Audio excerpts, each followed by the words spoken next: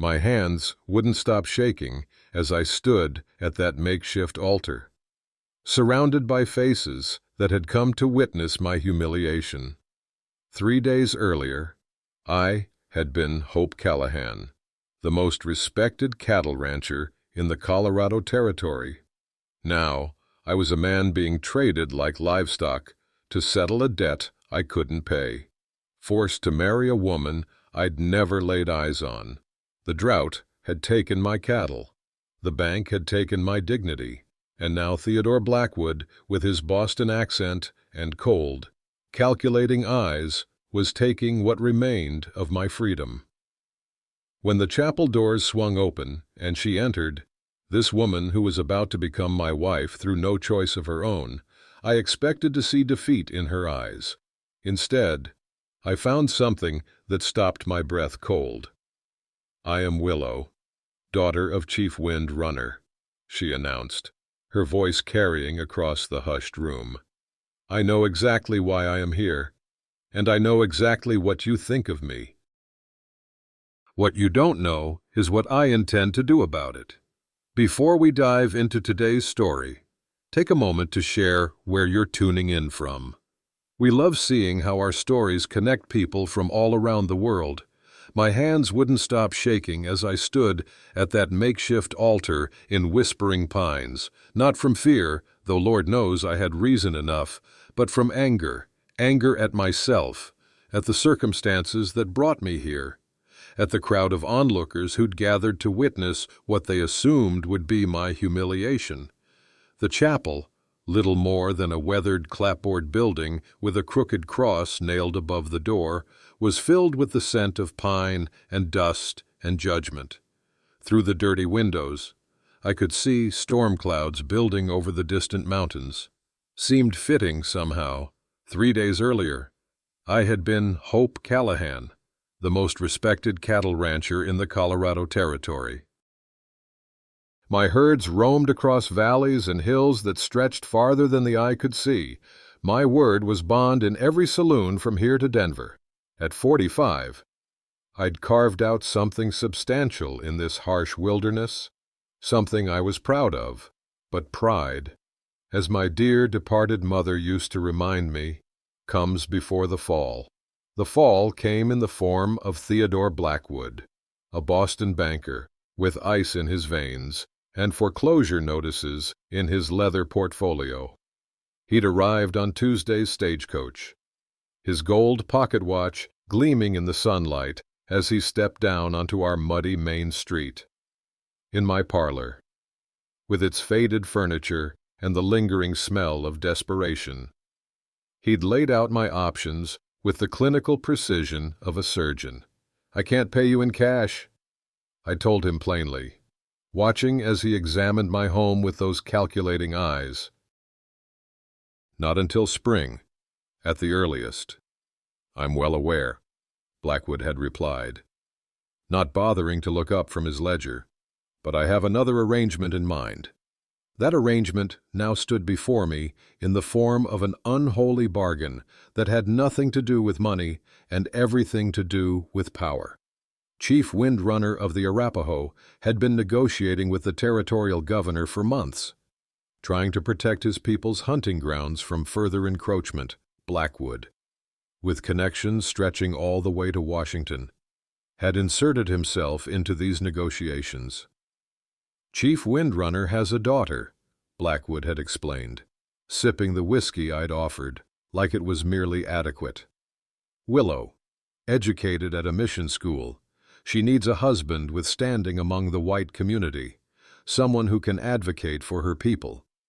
The chapel doors swung open, and I steeled myself. The drumming began first, a steady, solemn rhythm carried on the wind. Then came the procession of Arapaho elders, their faces painted with ceremonial markings. And then I saw her. Willow moved with a grace that silenced the whispers around us. Her dress combined traditional Arapaho elements with concessions to Western style. But it was her eyes that stopped my breath. They weren't the defeated, frightened eyes I'd expected. They burned with an intelligence and quiet fury that made me take an involuntary step backward. She stopped 3 feet away from me and spoke in a voice that carried across the hushed chapel. "I am Willow, daughter of Chief Wind Runner of the Arapaho people. I know exactly why I am here, and I know exactly what you think of me." The crowd stirred uneasily. This wasn't the docile native bride they'd expected. "What you don't know," she continued, her gaze never wavering from mine, "is what I intend to do about it." The ride back to my ranch passed in tense silence. Willow sat straight-backed on her horse, eyes fixed on the horizon, as if studying some distant truth I couldn't yet see. The afternoon sun cast long shadows across drought-scarred fields and abandoned homesteads that dotted our path, casualties of the same relentless dry spell that had decimated my cattle and brought me to financial ruin. My place came into view as we crested the final hill, once the pride of the territory, now a shadow of itself. The paint peeled from the clapboard siding, the corral gates hung crooked on worn hinges, and the barn roof sagged like the shoulders of a defeated man.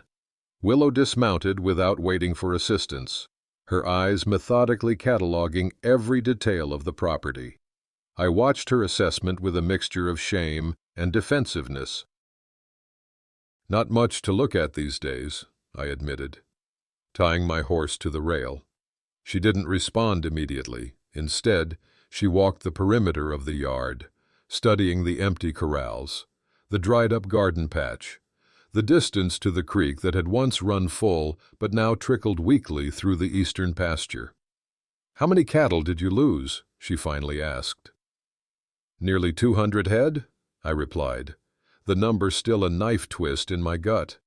"Kept the strongest 15, but they're hardly worth their feed." She nodded as if confirming something to herself.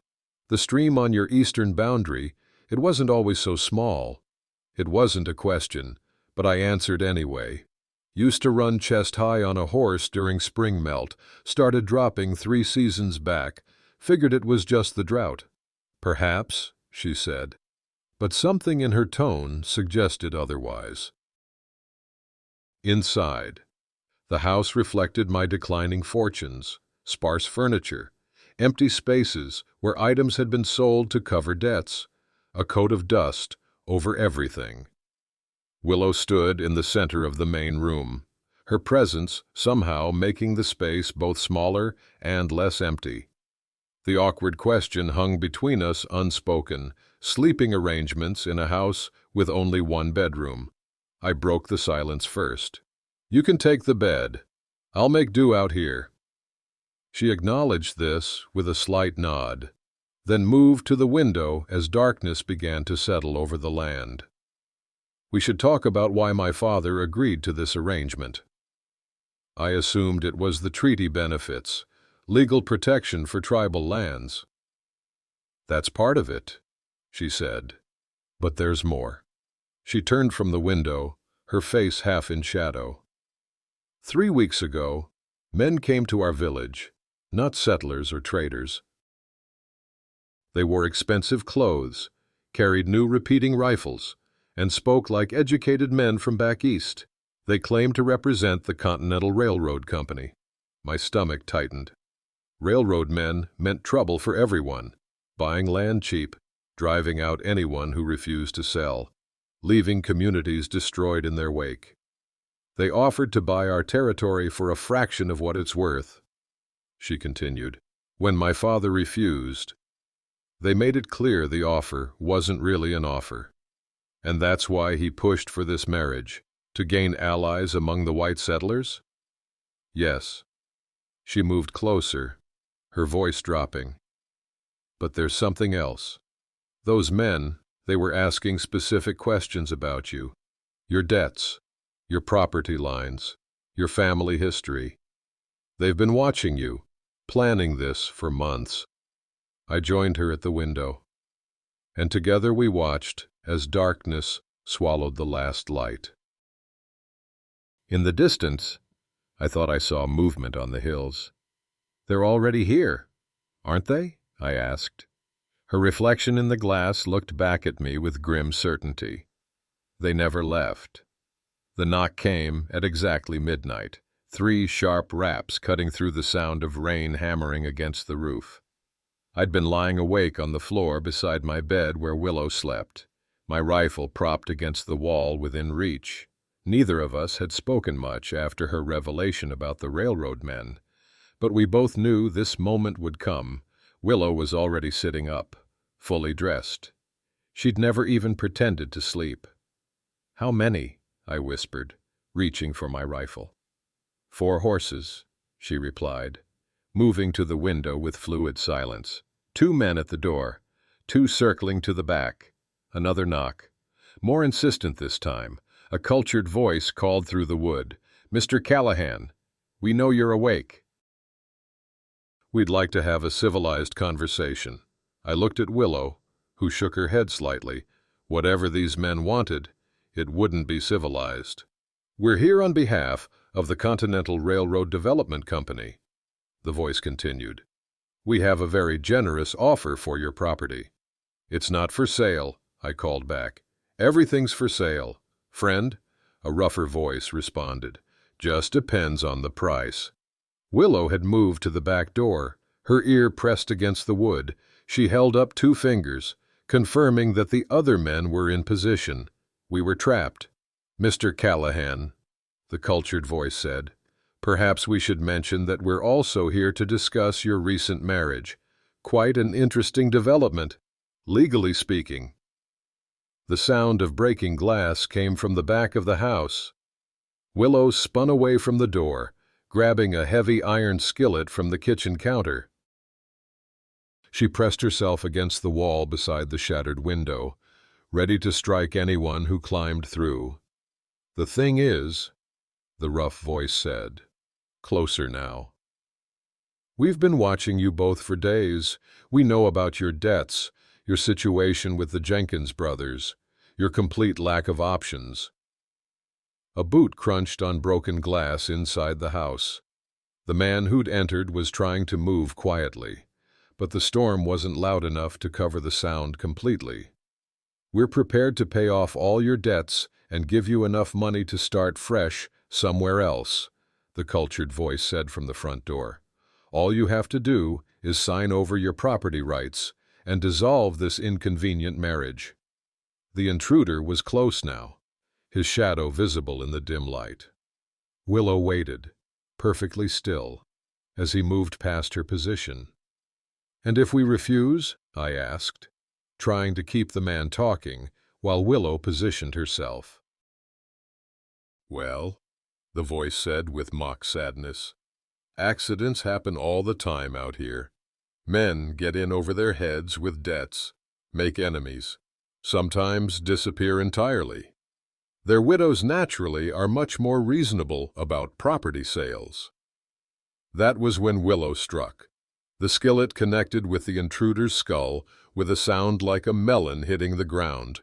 He dropped without a sound, his gun clattering across the wooden floor.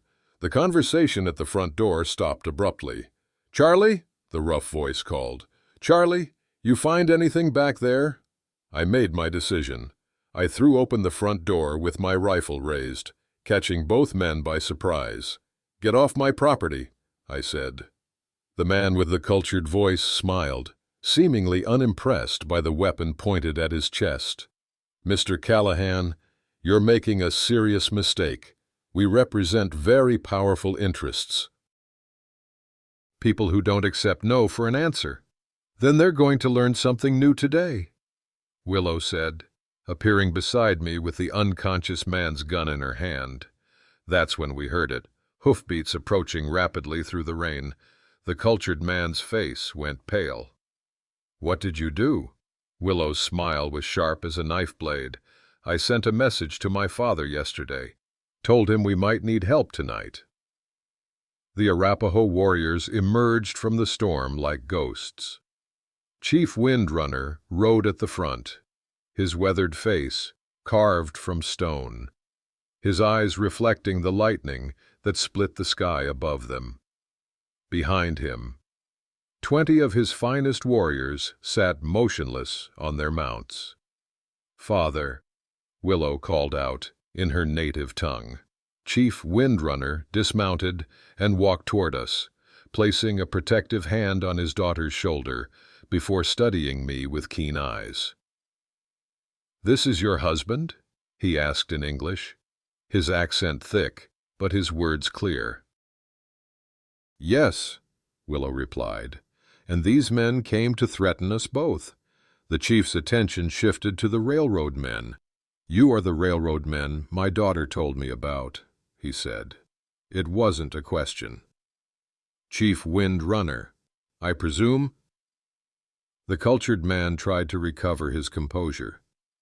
"We're simply here to discuss a business arrangement with Mr. Callahan. Nothing that concerns your people directly. Everything that concerns my daughter concerns me directly." The chief stepped closer. "You came to her home in the night with weapons and threats. In my culture, that is an act of war." The standoff at my doorstep was interrupted by the sudden approach of torches from the direction of town. Through the rain, I could make out the silhouettes of 3 riders, the Jenkins brothers, likely drawn by the sight of Arapaho warriors gathering at my property. "Those men have come to collect a debt from me," I explained quickly to Chief Windrunner. "They're not with the railroad." But before he could respond, gunshots erupted from the darkness beyond the torchlight. The shots came from 3 different directions at once. Muzzle flashes lighting up the storm-darkened prairie, Chief Windrunner barked orders in his native language, and his warriors immediately spread out in a defensive formation. The cultured railroad man saw his opportunity in the chaos and pulled a hidden pistol from his coat. I caught the movement from the corner of my eye, the gun rising toward Willow. I didn't think. I moved. One moment I was standing in the doorway. The next, I was throwing myself between Willow and the raised pistol. The gun fired with a crack that seemed louder than the thunder. The impact spun me around, and I felt the cold mud against my face as I collapsed. Through a haze of pain, I heard Willow scream my name. I struggled to focus my vision and saw Chief Windrunner standing over the railroad man. Rifle pointed directly at his head, finger on the trigger. "Father, stop." Willow's voice cut through the chaos. Chief Windrunner's finger froze on the trigger, his eyes never leaving the wounded railroad man's face. The gunfire had stopped as suddenly as it began. A new voice called out from beyond the yard. "This is Federal Marshal Samuel Turner." The storm was passing, and, in the sudden quiet, everyone could hear my labored breathing as Willow pressed her hands against the wound in my side. "He's bleeding badly," she said, her voice steady despite the fear I could see in her eyes. "Why did you do that?" she whispered to me. "Because," I managed through gritted teeth, "you were right about everything." Marshal Turner approached cautiously, his weapon still drawn but pointed at the ground. "Chief Windrunner, please lower your rifle. We need to sort this out legally, not with more bloodshed." "This man tried to murder my daughter," the chief replied, not moving his rifle an inch. "And he'll answer for it in court," the marshal said. "But not like this." Willow looked up from my wound. "Marshal, I need to see those warrants you mentioned." Turner frowned but pulled the documents from his coat and handed them to her, keeping one hand pressed against my wound. She read them quickly, her expression growing more confident with each line. "These warrants are based on a complaint that our marriage was fraudulent," she announced. "But they were filed before the marriage ceremony even took place. The railroad company accused us of conspiracy to commit fraud before we were even legally wed." The marshal's frown deepened as he realized the implications. "Furthermore," Willow continued, "the 1867 treaty is still valid." "I can prove it." She reached into her pouch and withdrew a small leather bundle. Inside were several official-looking documents with federal seals. "My father gave me these yesterday," she said, handing them to the marshal. "Copies of the original treaty, congressional ratifications, and federal court decisions upholding tribal land rights in this territory." Marshal Turner studied the papers by torchlight, his expression growing increasingly troubled. "These appear to be authentic," he said finally. The wounded railroad man tried to protest. "Those documents are worthless." "From whom?" Willow demanded. "Show us your federal authorization to seize tribal treaty lands." The silence stretched long enough for everyone to understand the truth. The railroad company had been bluffing about their legal authority. "Marshal," Chief Windrunner said, finally lowering his rifle, "I propose a different resolution. My daughter and her husband have committed no crimes. These railroad men, however, have attempted murder, trespassing, and fraud." "And what about Mr. Callahan's debts?" Marshal Turner asked. "What debts?" Willow smiled for the first time since the shooting began. "According to tribal law, when a non-tribal member marries into the tribe but remains on treaty land, all previous debts held by non-tribal members are void." Dawn broke cold and clear over Whispering Pines. The storm had passed, leaving puddles that reflected the pale morning sky like scattered mirrors across my property.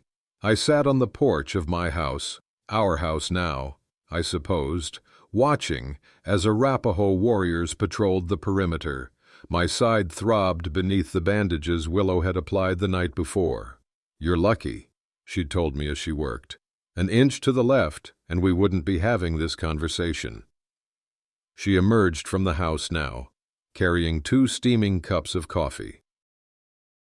The morning light caught the silver beads in her hair, making them shine like stars. "Marshal Turner returned this morning," she said, handing me one of the cups. "The railroad men are being held in the town jail until they can be transported to Denver for trial." Before I could respond, a rider approached from the direction of town, Theodore Blackwood, his horse moving at an easy trot. He reined in at the edge of the yard, clearly wary of the Arapaho warriors watching his every move.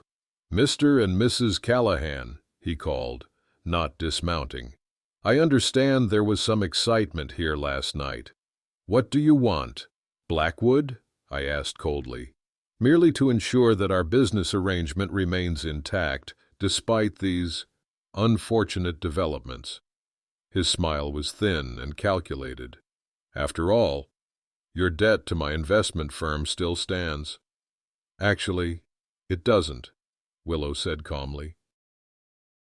"As I explained to Marshal Turner last night, under the terms of the 1867 treaty, all debts to non-tribal entities are considered void when a settler marries into the tribe and resides on treaty land." Blackwood's smile faltered. "That's absurd. No court would uphold such an interpretation." "The Supreme Court already has.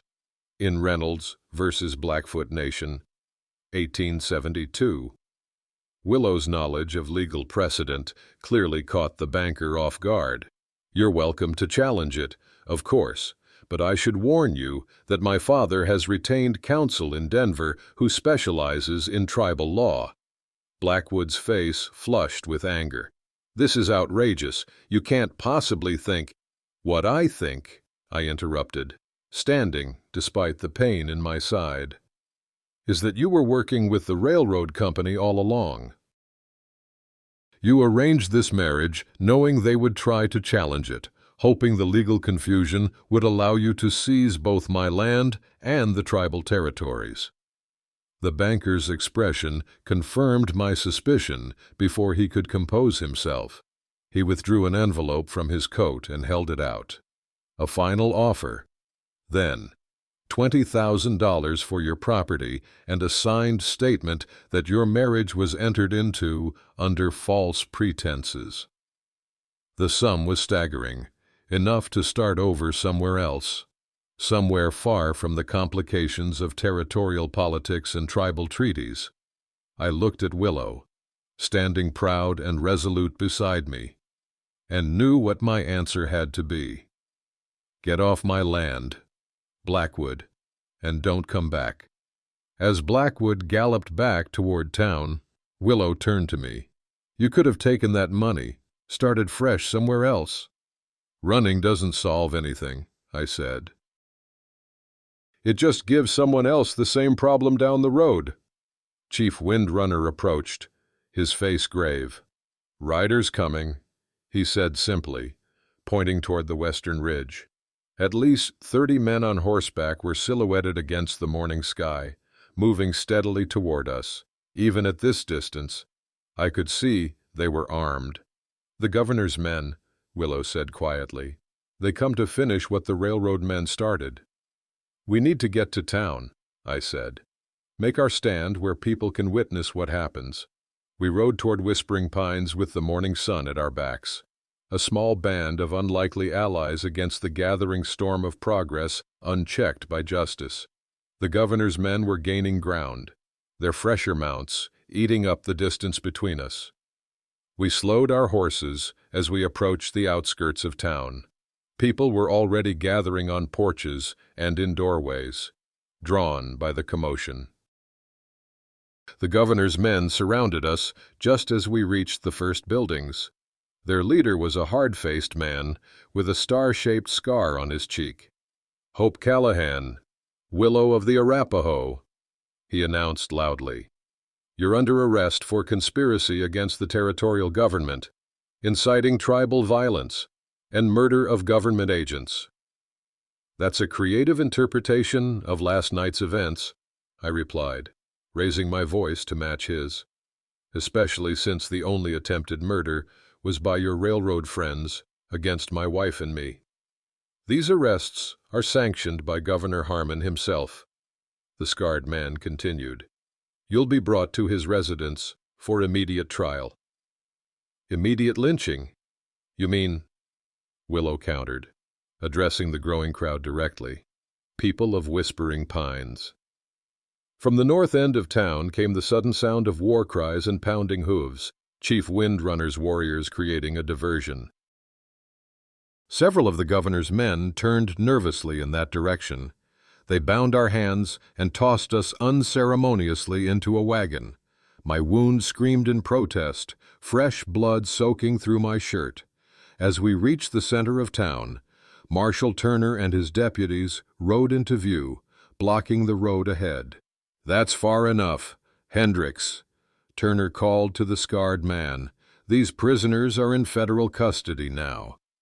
Our procession was interrupted by the emergence of Theodore Blackwood, accompanied by a distinguished-looking older man in an expensive suit, Governor Harmon James himself. What's the meaning of this delay? Hendricks? The governor demanded. Marshal Turner dismounted, approaching with deliberate steps. Governor James, I'm serving notice that these individuals are under federal protection pending investigation of multiple violations of U.S. law. That's absurd, the governor scoffed. These people incited violence against legitimate business interests and territorial authorities. These people, Willow called out from the wagon, have evidence of corruption reaching all the way to your office, Governor. A hush fell over the gathered crowd. The governor's face darkened with anger. Before you make any hasty decisions, Governor, Marshal Turner said evenly, you should know that I sent a full report of last night's events to my superiors in Denver this morning, including the fraudulent land acquisition documents bearing your signature. The governor's composure slipped for just a moment, enough to confirm the truth of the accusation. You're overstepping your authority, Marshal, he said, but there was uncertainty in his voice. Am I? Turner reached into his coat and withdrew a folded paper. This just arrived by special courier. A federal injunction against any further attempts to acquire land in this territory until a full investigation can be completed. The political calculus was rapidly shifting. A public confrontation would only draw more attention to accusations the governor clearly wanted to keep quiet. "This is a misunderstanding that will be rectified shortly," he announced. "Marshal Turner, I'll expect you to bring these individuals to my office in Denver next week to answer formal charges." It was a retreat disguised as a postponement, saving face while backing down.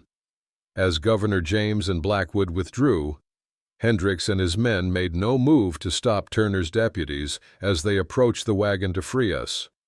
"That was quite a performance," the marshal said quietly as he cut the ropes binding my wrists. "But this isn't over. The governor won't forget this humiliation." Hope. Willow's concerned voice was the last thing I heard before darkness claimed me.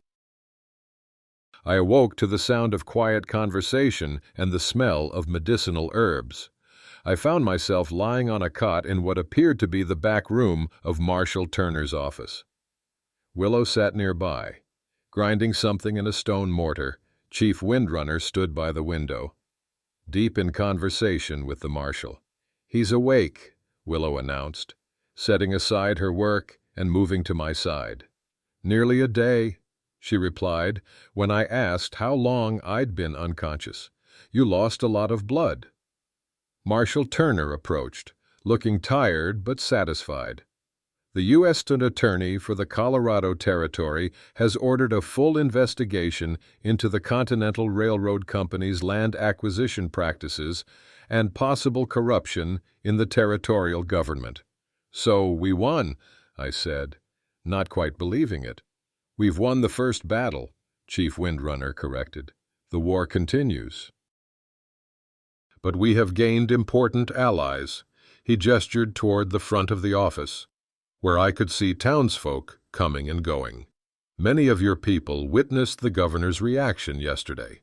They understand now that this threat affects them as well as my tribe." 2 weeks later, I stood on the porch of our expanded house. My wound was healing well, though it still ached when rain approached. Neighbors who had once viewed me with suspicion now stopped by regularly, bringing food, offering help with repairs, or simply coming to talk. The alliance between the settlement and the Arapaho was tentative, but growing stronger each day. Chief Windrunner had established a trading post at the edge of town, creating economic ties that would help cement the political ones. Marshal Turner rode up, dismounting with the easy grace of a man who'd spent most of his life in the saddle. "This came from Denver this morning," he said, handing me a telegram. "The governor has resigned, citing health concerns." I read further and felt a surge of satisfaction. The railroad charter has been revoked pending review of their business practices.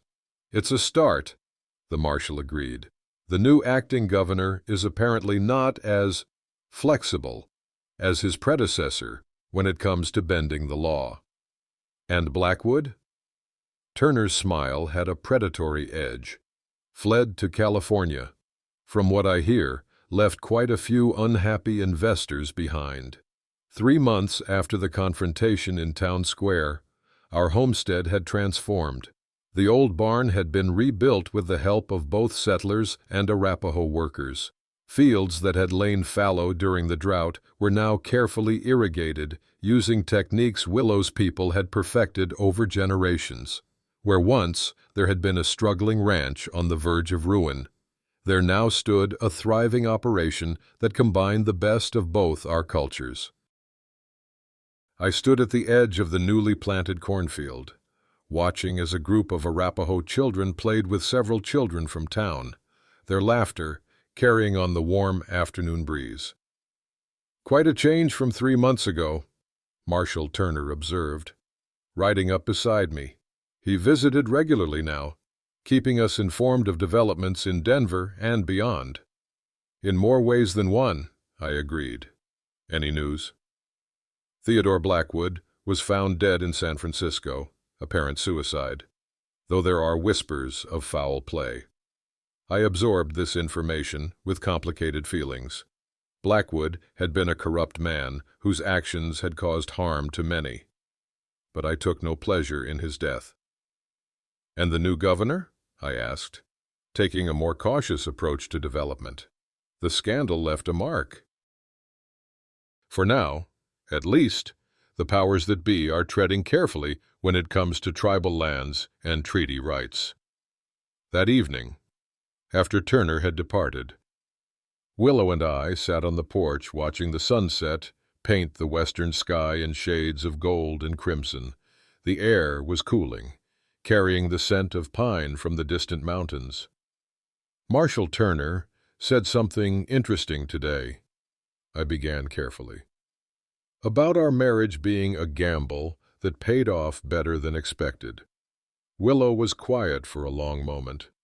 "There are things I haven't told you about how this arrangement came to be," she finally said. "Things I wasn't sure you were ready to hear." "I'm ready now." She nodded, gathering her thoughts. "The drought that killed your cattle and led to your debts, it wasn't entirely natural." "What do you mean?" "The railroad company had been diverting water from the upper watershed for months before the drought hit. They built dams on tribal land, claiming they needed the water for construction, but their real purpose was to pressure ranchers like you into selling when your cattle started dying." I stared at her, the implications sinking in. "You're saying they engineered the crisis that forced me into this marriage?" "They created the conditions, yes, but the marriage," she hesitated, "that was my father's idea, and mine." "Why me? There were other ranchers in worse shape." "Because of who you were before the drought," she said simply. "Everyone in the territory knew Hope Callahan, the most successful rancher for 100 miles, respected even by those who didn't like you. If you married a tribal woman, it would send a powerful message. So I was chosen for my status," I said, trying to keep the bitterness from my voice. "Initially, yes," she admitted. "But there was more to it. My father had watched you for years. He saw how you treated your workers, both white and Mexican, how you negotiated fairly with the tribes for grazing rights, how you stood up to the territorial authorities when they tried to drive the Ute off their hunting grounds 5 years ago." I remembered that confrontation, a tense standoff between territorial militia and Ute hunters that could have turned bloody if several ranchers, myself included, hadn't intervened. "You were someone who could see beyond the color of a person's skin," Willow continued. "Someone who understood that justice matters more than profit. We needed that." "And what about you?" I asked, meeting her eyes. "Were you just following your father's plan?" I agreed with his assessment of your character, but I insisted on one condition, that I would judge for myself whether you were truly the man he believed you to be. If you weren't, I was prepared to dissolve the marriage regardless of the consequences. "When did you decide I passed your test?" I asked. "When you took that bullet for me," she said softly, "not because it was brave, though it was, but because in that moment you weren't thinking about treaties or land or even your own survival. You were thinking about me as a person, not a symbol or a political necessity." We sat in silence as the last light faded from the sky and the first stars appeared. I thought about everything that had happened since that day at the altar, the violence, the politics, the gradual building of something neither of us had anticipated. "I was forced to marry a woman I'd never seen," I said slowly, "and what happened next shocked everyone, especially me." "Oh? And what was that?"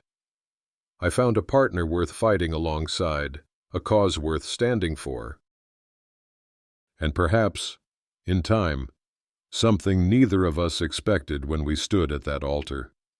Her smile in the twilight held the promise of that possibility, a future built not on political necessity, but on mutual respect and growing affection. In the vast expanses of the American frontier, true strength was never measured by the land one owned or the cattle one branded. It was found in the courage to see beyond prejudice, to recognize humanity across artificial divides, and to stand firm when powerful forces conspired against justice. Sometimes, what begins as obligation transforms into something profound. The arrangements that bind us unwillingly may, through shared struggle and mutual respect, reveal unexpected paths to connection. In the harshest landscapes, both physical and social, unexpected alliances can flourish into something authentic and enduring. Perhaps the greatest revolution is not fought with rifles or legal documents, but in the quiet recognition that those we've been taught to see as other are more similar to us than different. When we defend each other's dignity, we discover our own. When we honor each other's traditions, we enrich our shared future. The most shocking outcome is rarely the defeat of obvious villains, but the discovery that hearts and minds can change, that communities once divided can find common ground, and that what begins in coercion can blossom into choice. Thank you for journeying with us through this tale of unexpected connection. If this story resonated with you, please share your thoughts in the comments below. Don't forget to subscribe and follow our channel for more stories that explore the human capacity for transformation against all odds.